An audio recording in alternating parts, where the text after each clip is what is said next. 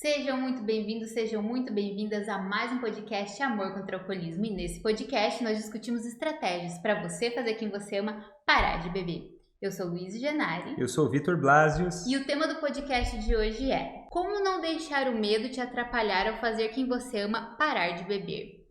Vitor, você acha que o medo é um obstáculo para o familiar ao tentar ajudar o alcoolista a parar de beber? Às vezes mas nem sempre. Claro, porque o medo não é o problema sempre.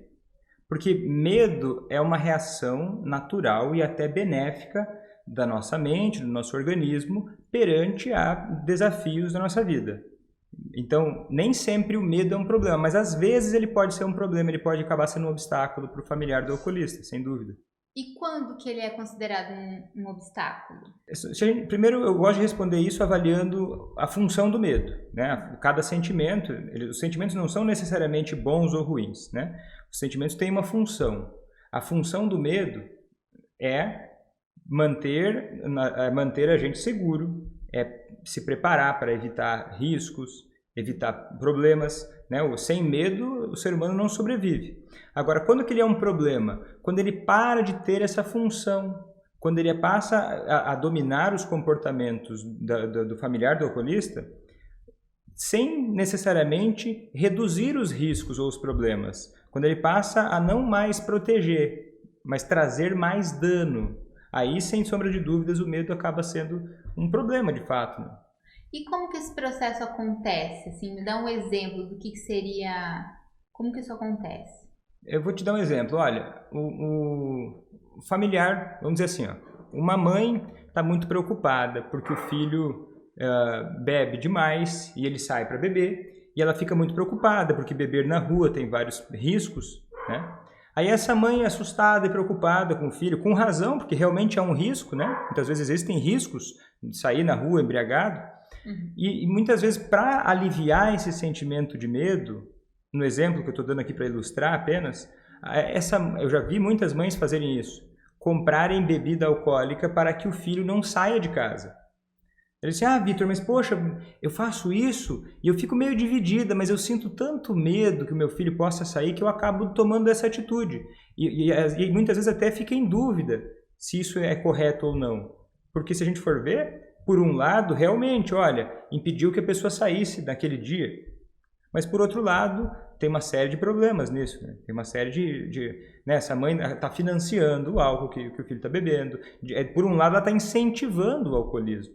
Né? E por incentivar o alcoolismo, ele vai durar mais tempo, vai ser mais difícil o filho parar de beber, e isso vai acabar prolongando o risco, né? O risco que seria de uma noite saindo de casa, vai continuar prolongando ao longo de semanas, meses, anos. Então esse medo, que por mais que ele possa ser discutivelmente justificável, ele acaba levando a né? Essa mãe do exemplo acaba adotando um comportamento que não protege, né? Só alivia os sentimentos de imediato, né? No curto prazo. E como que eu faço para lidar com esse medo? Com esse medo negativo que impede, que paralisa o familiar? Acho que a primeira forma, a forma mais importante é entender que o problema não é necessariamente o medo, né? Então o que vai fazer? Vai começar a prestar atenção. Porque primeiro de tudo é entender onde é que está. Antes de saber para onde ir, muitas vezes a gente tem que saber, sim, o destino, onde é que a gente quer chegar, mas tem que saber também onde é que eu estou, né? O familiar percebeu assim, olha, o que está acontecendo com a minha vida? Olha, essas minhas atitudes, esse meu sentimento de medo, até que ponto esse meu medo está me ajudando a proteger o meu familiar?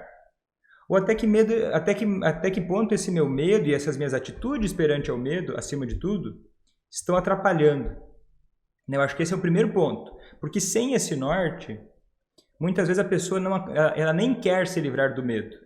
Porque o medo não é ruim, né? O medo protege. Então a pessoa às vezes fala, peraí, Vitor, então você está dizendo que eu, familiar, não posso, uma mãe não pode ter medo que o filho saia de casa? Não é isso que eu estou dizendo. Né? Às vezes a pessoa entende mal. Então a primeira coisa é entender o seguinte, olha, claro que uma mãe pode sim, uma esposa, um familiar qualquer pode sentir medo, porque o seu familiar bebe demais, mas agora diferenciar até que ponto o familiar está tendo atitudes e se comprometer com essas atitudes é um bom começo para começar a lidar com o medo de uma forma mais madura, uma forma mais produtiva. Tá, então a primeira coisa, eu tenho que diferenciar o medo que é produtivo e o improdutivo. Isso. Ó, através primeiro olhando para os pensamentos, né? Que o medo vem de pensamentos. Por exemplo, essa mãe do exemplo, peguei sua mãe como um exemplo, né? A mãe que o filho vai sair de casa. Ela sente medo por quê? Porque na cabeça dela começam a vir vários pensamentos. Do tipo, pode acontecer uma coisa terrível. Nossa, seria intolerável. E começa a imaginar cenários horríveis. E daí, por imaginar tantos cenários horríveis, ela imagina, poxa, eu vou tomar essa atitude de comprar bebida para ele ficar em casa para evitar esses cenários horríveis. Então, o primeiro ponto é começar a examinar os pensamentos. Tá, esse meu pensamento é realista? Ou eu estou exagerando em algum ponto? Será que esse meu pensamento faz sentido realmente? Porque, sabe, às vezes a pessoa acredita no pensamento e age a partir dele sem nem questionar o próprio pensamento, né? E o medo alimenta o medo. E a pessoa acaba alimentando esses pensamentos e acaba ficando presa num ciclo de medo, né? Um exemplo de uma coisa que seria prejudicial poderia ser considerado, por exemplo, assim: o meu marido saiu de casa para ir no bar beber. Uhum. E daí eu comecei a ficar muito ansiosa, com muito medo, né? Que vai acontecer alguma coisa, que ele saiu com o carro. Uhum. E aí o primeiro impulso que eu tenho é pegar e ligar para ele, por exemplo. Aí isso seria prejudicial. Total. Por quê? Isso é bem comum, né? Tem muitas esposas que ligam, deixa eu ligar para o meu marido para ver como é que ele tá, ver o que está acontecendo, pedir que horas que ele vai voltar para eu saber se está tudo bem ou não. Isso é prejudicial em vários níveis, né? Primeiro porque quem faz isso costuma fazer isso várias vezes, né? E qual o resultado que costuma dar? Sempre um resultado negativo. Só que às vezes esse ato, por exemplo, de ligar para a pessoa para saber como é que ela está, sabendo que vai ter uma interação ruim, sabendo que aquilo não vai ser benéfico de alguma forma, por que o familiar continua fazendo isso? Porque alivia um pouco naquele segundo. Eu estava sem saber o que estava acontecendo, eu ouvi a voz do fulano e isso me aliviou. Uhum. Você percebe que isso é um mecanismo muito parecido com a dependência do álcool? Porque o que acontece? A pessoa vai lá, está com um desconforto, né, um medo. Aí ela vai lá, toma uma atitude. Não interessa se a atitude foi certa ou errada, se trouxe uma coisa boa ou ruim, mas aliviou um sentimento negativo. Estava morrendo de medo, liguei. Foi uma droga a interação, não ajudou em nada. Só que aquilo fez eu me sentir melhor naquele segundo. Então o que acontece? Cria uma dependência psicológica de adotar esse tipo de comportamento para responder de acordo com o medo através de comportamentos disfuncionais. Entendi. E como que isso é recebido pelo alcoolista? Por exemplo, assim, a pessoa saiu de casa, já tem 500 mensagens, ligando, querendo saber onde é que tá, que horas que vai voltar. Como que isso pode impactar negativamente no processo de levar a pessoa que eu amo a parar de beber? Do ponto de vista do alcoolista. Em vários pontos. O primeiro deles que eu gostaria de falar é o seguinte: existe um princípio psicológico universal que ele é determinante para a pessoa poder ter motivação para mudar o próprio comportamento, que é o princípio da autonomia. Eu quero sentir, é um princípio humano, assim, da mente humana, de querer sentir que, olha, eu estou fazendo isso porque eu quero fazer isso. Na medida em que eu sinto que alguém está me obrigando, me forçando, me pressionando excessivamente da forma errada para mudar o comportamento, a tendência vai ser querer continuar mais ainda bebendo. Isso às vezes é um princípio psicológico, mas eu não quero deixar só na teoria, né? Eu quero tentar trazer isso de uma forma mais simples, e daí eu vou pedir uma licença dramática para eu explicar isso, tá? Para ficar mais simples. É aquela coisa, o alcoolista vai achar que quem está ligando para ele é uma chata, que não deixa ele relaxar, que não deixa ele curtir, e vai ficar uma mensagem muito confusa na cabeça do alcoolista. E além disso, além de causar resistência, até em relação à ideia de parar de beber, vai alimentar nele aquela coisa assim: peraí, eu faço o que eu quero. Esse que é o princípio da autonomia. Também vai começar a desgastar o relacionamento, de várias formas. Por exemplo, ele está atrás de mim, está me enchendo o saco, não me deixa em paz. E começa a criar um atrito, daí quem está em casa e fica ligando, fica com raiva. Começa a dizer, porque você não me respeita, se você me amasse mesmo, você não faria o que você faz. E aí o medo vai levando uma raiva, vai levando a um ciclo destrutivo no relacionamento, que só tem uma coisa que ganha com isso: o alcoolismo. Porque a esposa sofre. O alcoolista odeia também. Só que o que acontece? Quem vai ganhando força é o alcoolismo. Porque o alcoolismo é uma coisa relacionada a recompensas imediatas. E o medo negativo, o medo quando é destrutivo, disfuncional, ele também é alimentado por reações imediatas.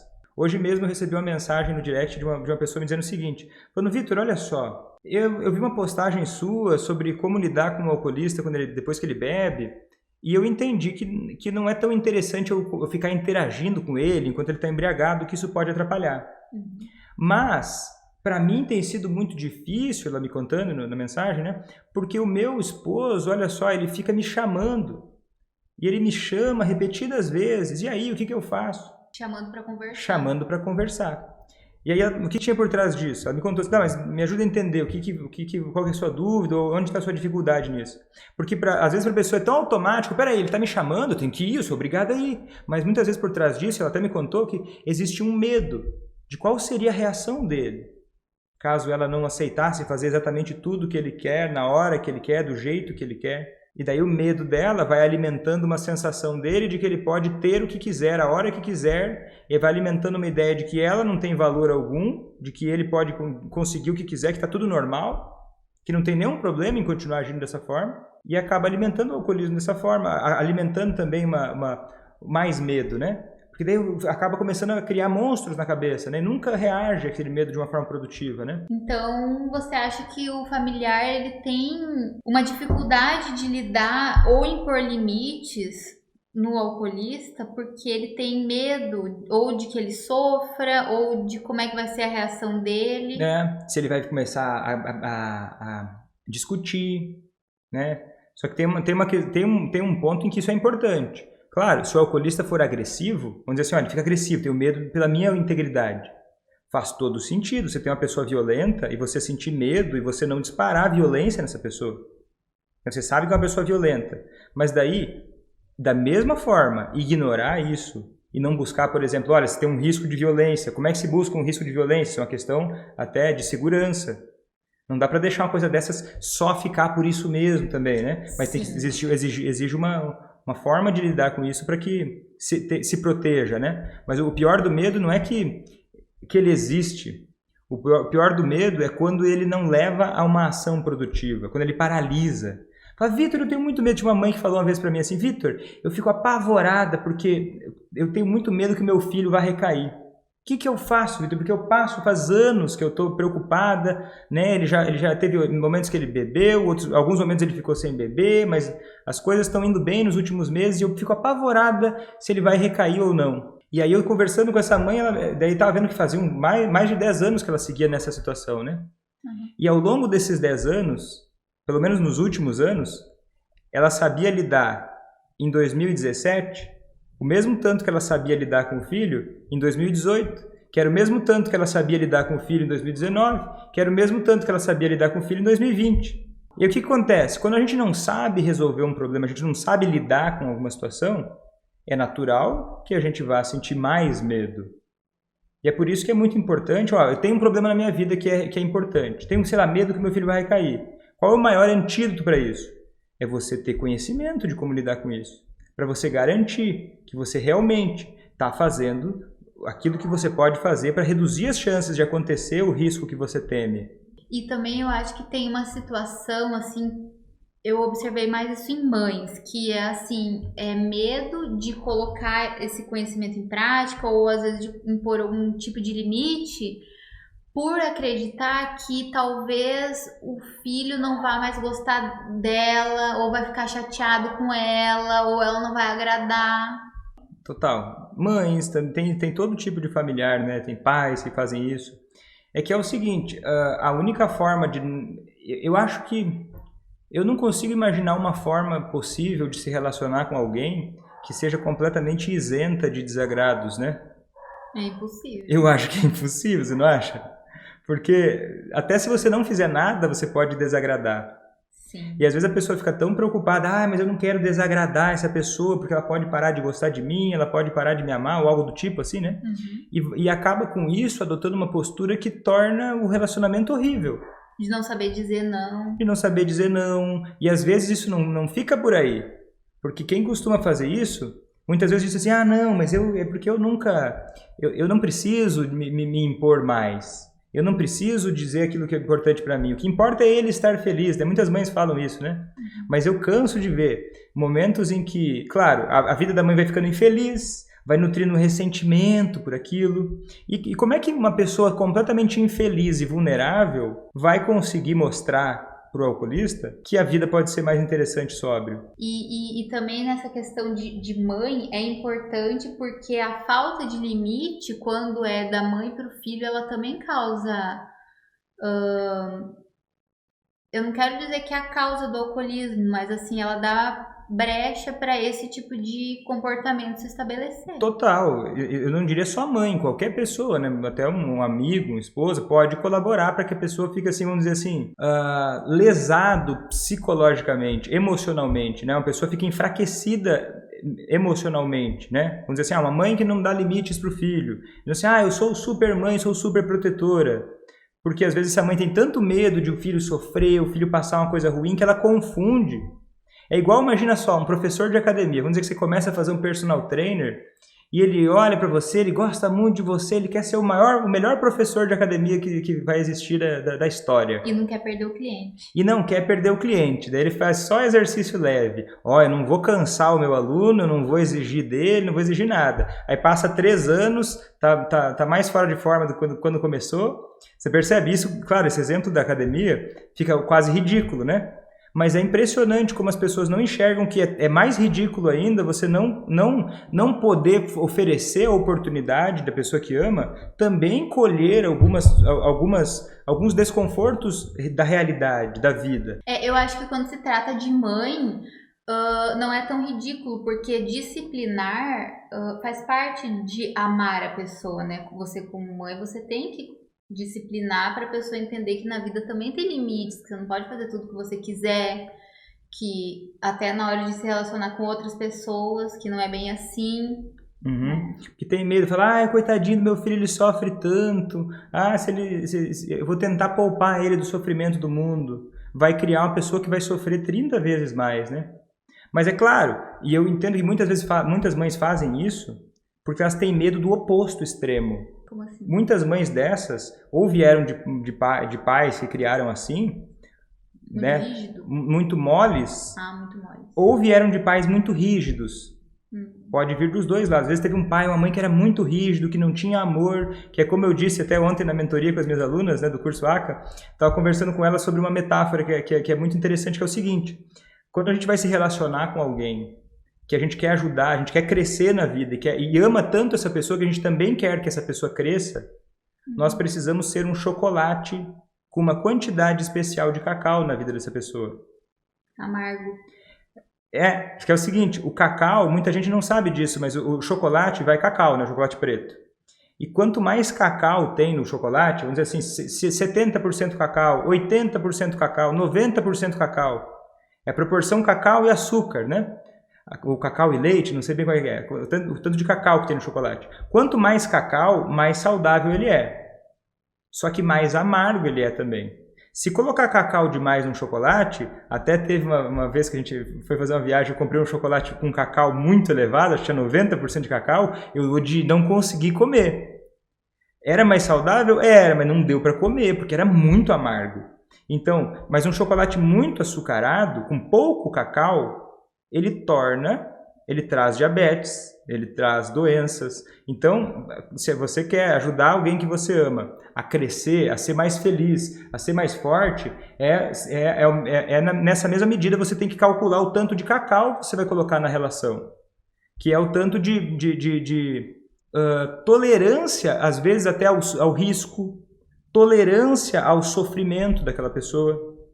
Porque nada é mais desagradável, se for pensar bem, nada cria tanta insegurança em alguém, talvez, do que você, não sei se você já teve alguém na sua vida que foi assim, talvez alguém que está assistindo, de você não poder falar as coisas para aquela pessoa, porque ela é tão apavorada que ela não te deixa conversar sobre as coisas, porque ela não tolera o seu sofrimento, nada. A sensação que dá é que você é uma pessoa inútil, que você é uma pessoa fraca.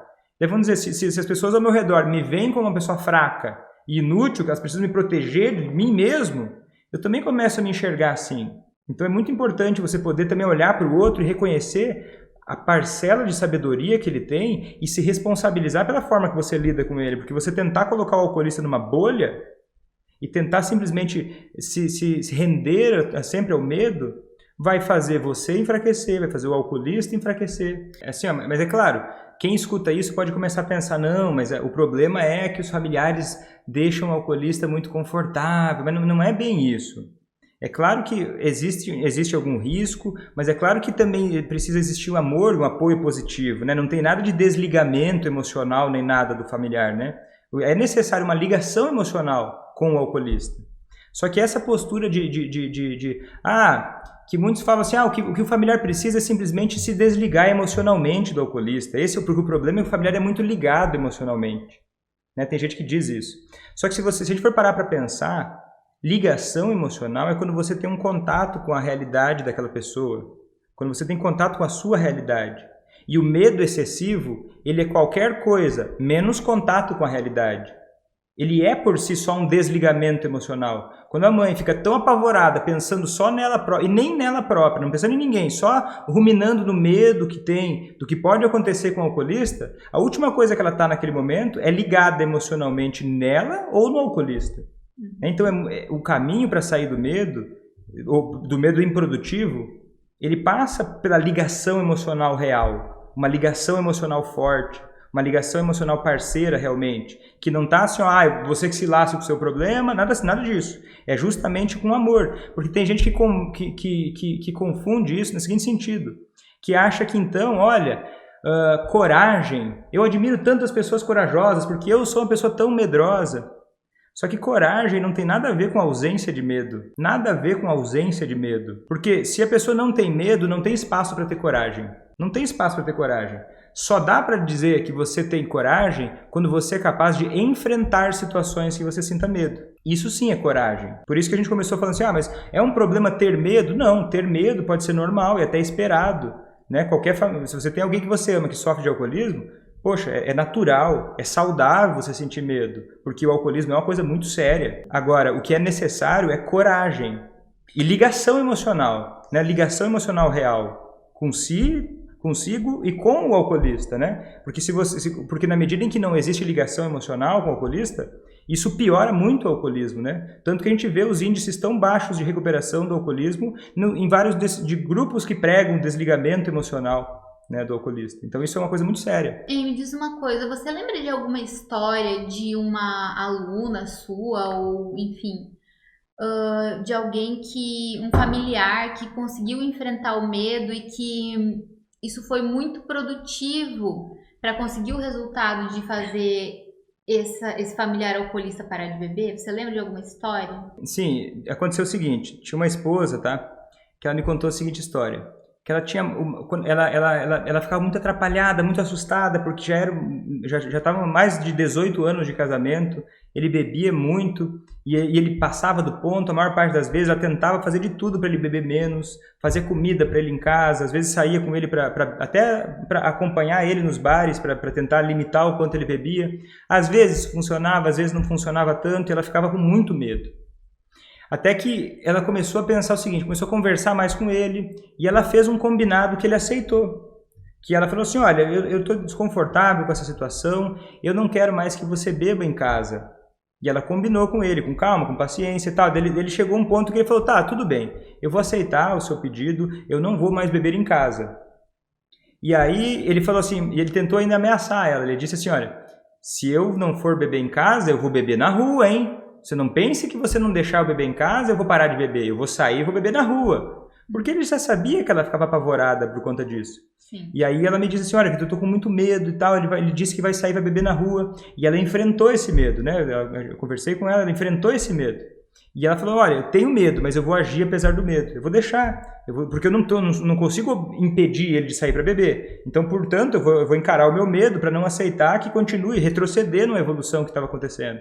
E aí isso já foi muito incrível, porque isso foi um ponto de virada. Ele jamais esperava que ela fosse ter essa atitude. Ter a atitude de, olha, é uma decisão que é sua, eu não prefiro, não sou eu que escolho isso. Por mim, eu preferiria você estar em casa aqui sem beber, mas eu não tenho como te impedir. Né? E aí ele foi. E daí ele começou, entre outras coisas que ela foi fazendo, né? São várias atitudes, né? Uma isolada que traz, né? Quem pega de fora acha que é uma sorte. É uma série de atitudes, né? Junto com outras atitudes também. Ele começou a falar para ela pela primeira vez, depois de todos esses anos, que ele já não se sentia mais tão bem bebendo. Que ele já começava a beber e já não era mais tão legal, já não se sentia tão legal. E aí já começou bem rápido. Algumas semanas, vamos dizer assim, 1, 2 semanas. E aí começou a já vir outro discurso. Começou a já beber menos. Porque quando começa a existir uma ação comprometida com um objetivo de conquistar a sobriedade, isso por parte do familiar, isso não tem como não pegar o alcoolista, não tem como não mexer com ele. É uma lei da física. Cada ação gera uma reação. Né? Não tem como. Um relacionamento, a pessoa passou a ter uma ação, ainda mais uma ação inteligente, uma ação com estratégia, não mais uma ação escrava do medo. Sim. Uma ação, porque o medo, justamente, ele serve para trazer a responsabilidade, trazer o quê? O respeito pelo alcoolismo. Porque muita gente tem medo, fica escrava do medo e fica dizendo, eu tenho medo de que tudo vai acontecer, mas não tem o mínimo respeito pelo alcoolismo. Sim, mas é porque assim, nesse caso dessa esposa em específico que você contou, que ela falou, então tá, eu prefiro que você não beba, mas se a sua decisão é beber na rua, eu não quero, mesmo assim, ela manteve a decisão de, olha, eu não quero bebida em casa, mesmo se você for beber na rua. Esse exemplo, o que aconteceu? Ela se impôs. Então, assim, não é que só essa atitude dela vai fazer ele parar de beber, mas ela começa, aos poucos, conseguir tomar espaço dentro do relacionamento para impor a vontade dela também. Não só ficar vivendo atrás do alcoolista, aceitando tudo que ele faz. Porque eu vi aqui no chat, eu li mais pra cima antes, uma pessoa falando assim, já falei até pro meu marido de me separar, mas ele não aceita. Assim, não existe uma pessoa, não aceitar. Se eu quero me separar, eu sou livre pra isso. É mesmo? Entende? Com certeza. Não é proibido o divórcio? Não é mais proibido. Mas se um não quer... não, mas isso era sobre briga, não é sobre casamento. Se um não quer, dá pra separar? Só quando um quer? Não é obrigado a ficar casado? Não. Tem gente que não enxerga, né? Não, mas é porque assim, o que eu quero dizer é assim, ele não aceita. É que assim, é muita dificuldade de se impor, entende? Então, a partir do momento que ela pegou e falou assim, olha, beleza, você quer... Ela enfrentou o medo dela, falou, beleza, eu não quero que você beba, mas se você quer beber e vai beber na rua, ainda assim eu vou manter a minha decisão de você não beber em casa, porque na minha casa, que essa casa também é minha, eu não quero beber. Mas sabe o que eu acho que acontece? A pessoa ela tem tanto medo que ela não se impõe porque ela é muito medrosa e ela se orgulha às vezes do medo. E o que ela acha que é falta de medo é, por exemplo, chegar e falar, E daí quando vai se impor pela primeira vez, ela se impõe de uma maneira completamente avessa. Do tipo assim, eu nunca escolhi nem o que ia jantar. E aí a primeira vez que eu vou me impor, eu já ameaço o divórcio. Mas eu estou blefando, é claro que eu estou blefando. Mas eu acabo só jogando na cara do outro. Então eu vou me divorciar. Porque provocando. E nem tem intenção real, né? Porque palavras pequenas não significam mais do que as atitudes, né? Que a pessoa vai lá, não tem coragem de se impor no dia a dia. E aí quando vai se impõe de uma maneira grosseira, se impõe de uma maneira trágica, agressiva. É porque gritar não é se impor. Não é se impor. Ameaçar. Agressão não é se impor. Não é se impor. Ameaçar não é se impor. Ofender não é se impor. Dar lição. Obrigar não é se impor. Obrigar não é se impor. Ficar dando lição de moral não é se impor. Ficar se queixando do alcoolista nas redes sociais não é se impor. Ficar se juntando em grupos para falar mal do marido, do filho, do outro, não é se impor. É uma atitude covarde. É o medo, né? É o medo. E é o medo sem responsabilidade. E daí a pessoa quer buscar crescimento, mas pimenta nos olhos dos outros, né? Porque daí como se crescimento fosse errado, como se fosse uma criança esperando que os pais fossem resolver todos os problemas, né? E eu entendo, o medo existe. Né? Ou um terceiro, vai chegar alguém que vai me dar uma pílula mágica, um negócio e vai mudar minha vida. Porque assim, por isso que é necessário, não é deixar de ter medo, mas é passar a ter coragem, que é o quê? Exige coragem, a vida exige coragem em todas as circunstâncias. Coragem de você defender suas necessidades. Coragem de você dizer, olha, eu sou infeliz ou sou feliz e a responsabilidade é minha. Coragem de mudar. Coragem de mudar. De aprender coisa nova. De aprender coisa nova. De fazer diferente. Porque muita gente diz assim, olha, eu sei de tudo, eu já sei, mas as coisas não mudam, mas eu faço tudo certo. Isso também é medo. É medo de olhar para, olha, talvez eu possa não saber tudo, né? Talvez eu possa aprender alguma coisa com alguém, não é mesmo? Então, mas assim, ó, e a coragem não é uma coisa que ela vem. Às vezes a pessoa acha que a coragem vai vir como um sentimento, né? Agora eu me senti corajoso, e daí só quando eu me sentir corajoso eu vou começar a defender as minhas necessidades no dia a dia. Isso não existe. A coragem ela é o resultado de pequenas ações tomadas com consistência e comprometimento em direção aos valores de vida. Que assim, muitas pessoas elas acham que no caso delas é diferente. No meu caso é diferente. Porque, Vitor, você não conhece o meu marido? É muito pior não deixar beber em casa. É muito pior fazer... Não, Vitor, eu sei como é que é aqui em casa, porque aqui em casa é diferente. Essa é a síndrome do floco de neve. Daí você vai ver que resultados que a pessoa tem tido, miseráveis. Floco de neve porque cada floco, nunca existe um floco igual ao outro. Tem essa informação, não existe um floco de neve igual ao outro. Daí a pessoa chega, mas o meu caso é diferente, Vitor. Especial. Porque, ó, daí tem gente que ainda fala assim, Vitor, fica brava, né? Mas é um jeito da pessoa, porque a pessoa fala isso por quê? Porque ela está assustada com a situação que ela tem. E daí quando ela tem uma informação nova que ela poderia aprender, ela está tão presa, mas tão presa naqueles preconceitos que estão mantendo a vida dela miserável, que ela não consegue aproveitar uma oportunidade de aprender algo que possa trazer resultado para ela, como trouxe para dezenas de outros familiares, né, que mandam mensagens todos os dias aqui, dizendo como as coisas estão evoluindo, né? Mas... Sim, e daí a pessoa acha que uma coisa só, não adianta eu proibir porque ele vai comprar igual. Mas acontece o seguinte, é a questão, é isso que a gente está tentando ilustrar, é a questão de você conseguir se impor no relacionamento, é de você conseguir enfrentar o seu medo e também colocar que você tem direito de não querer bebida em casa, que você tem direito de estar confortável no seu relacionamento, dentro da sua casa. E que não é necessariamente uma obrigação para todos, né? Não, isso é um acordo de relacionamento que se conquista. Porque, né, se a gente não está falando de um menor de idade ou de um filho que mora sustentado pelos pais, aí você não pode obrigar que as regras vão ser todas iguais às suas, né? Você tem que ter a flexibilidade para organizar. Mas daí é aquela coisa, né? E não tem como você proibir a pessoa de beber, isso é impossível. Ela tem que querer parar. Só que nem todo mundo quer seguir o caminho que vai levar o alcoolista a querer parar de beber. E é por isso que tem tanta gente que passa tantos anos convivendo com o alcoolismo de alguém que ama sem sair do lugar. Né? Porque nem todo mundo está disposto a entender, nem todo mundo está aberto para conhecer coisas novas. E assim, isso tem muito do medo também, né? Porque assim, como é que você fala isso é fácil, né? Mas não é o seu familiar que está nessa. E daí fala assim, Vitor, eu tenho muito medo, como é que eu vou tomar algumas atitudes, né? Eu já ouvi você falar de várias atitudes que me assustam muito de eu tomar. E daí eu digo o seguinte, é justamente porque você tem medo que você precisa tomar uma atitude diferente. Com certeza. Porque se a coisa não estivesse ruim, não faria sentido algum você ter que se aventurar a experimentar a mudança das suas atitudes. É porque está ruim, é porque você tem medo que você precisa justamente agir de formas diferentes e enfrentar a vida de uma outra forma. Porque senão não tem como sair do lugar. Não é possível. Se a gente aceita, porque isso que eu venho dizendo nos últimos vídeos, né? Não existe pessoa mais difícil que cada um de nós. Porque se você que está querendo fazer o seu familiar parar de beber, pode ter certeza que não vai existir ninguém mais difícil do que você mesmo. O seu maior desafio é lidar com você. Porque o seu maior inimigo, eu te garanto, é você. Te garanto, é você. Porque quando você se rende ao seu medo, quando você se fecha para entender outras possibilidades, porque você está tão focado naquilo que pode dar errado, tudo, mas se eu fizer assim vai ser muito pior, se eu fizer assado vai ser muito pior, então não busca nem entender. E daí vai acontecer isso, daí vai acontecer uma tragédia, mais uma vez o medo improdutivo que você falou. Mais uma vez o medo improdutivo, daí fecha. Por que acontece? O que acontece no circuito do medo no cérebro?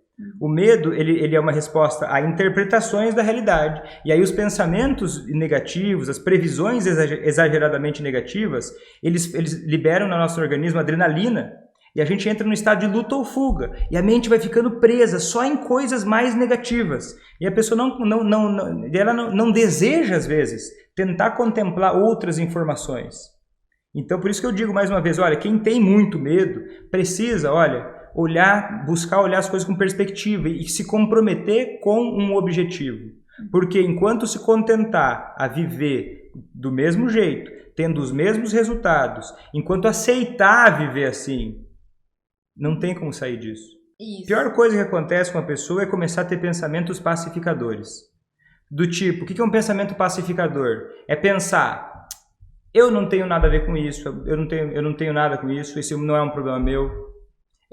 Não está tão ruim quanto poderia ser, poderia estar pior, poderia estar bem pior. O outro não buscar, não aceitar nenhum tipo de coisa diferente, é pacificador, eu já sei tudo e achar defeito para tudo, vem uma possibilidade de uma solução diferente, fecha. Porque eu já fiz isso, não adianta, no meu caso não adianta. Não, porque eu não tenho medo, eu não tenho não sei o que, eu já fiz isso, no meu caso não adianta, é por causa disso, por causa daquilo, daí vem com vários pensamentos pacificadores. Por quê? Quando no seu caso não adianta e você já sabe tudo, pronto, o problema resolveu. Você não tem por que sentir medo, você não tem por que sentir ansiedade, você não tem por que aprender. E não tem nada que ninguém possa fazer, porque, de novo, esse tipo de pensamento pacificador, ele vicia, porque ele alivia o senso, que é muito doloroso, de fato, da realidade do mundo adulto. Né? Porque no mundo da criança, quando a gente é criança, quando a gente é adolescente, é muito fácil a gente olhar para o mundo e pensar que vai mudar o mundo e que vai dar tudo certo, não sei o que. Da gente, quando vira adulto, a gente começa a ver, não, a mudança do mundo depende de mim e isso é um peso muito grande, que os adultos têm que vivenciar. Só que o custo de não vivenciar o peso da responsabilidade das próprias ações é ter uma vida miserável e gerar uma vida miserável para as pessoas ao redor também. É tornar o mundo pior. Né? Então eu acho que esse é um peso impagável, eu acho que esse é um peso e é uma responsabilidade de cada um. Né? Inclusive daí o familiar do alcoolista, assim, qualquer outra pessoa pode cair nessa armadilha de ter pensamentos pacificadores, né? E se fechar para entender outras possibilidades, para examinar a sua situação com clareza, aí fica olhando só para problemas, preso em problemas. Vitor, mas olha só, quase tem gente que vem me convencer no direct às vezes, né? Me convencer, Vitor, eu tenho certeza que a minha situação é impossível, porque ao mesmo tempo dá medo, pensar porque é horrível a sua situação ser impossível, é horrível, né? Eu acho que a coisa mais triste que tem é a pessoa olhar e pensar de si mesmo que a sua situação é impossível, mas alguns se agarram e são apaixonados por essa ideia, porque alivia. Porque na medida em que é impossível, então não tem o que fazer. Então tá, foi um grande prazer. Obrigado por estar aqui com a gente mais uma live. Eu fico muito feliz de ter tanta gente acompanhando, cada vez mais gente acompanhando. É tão legal ver essa família crescendo. Vou ficando por aqui. E até a próxima. E tchau! Tchau!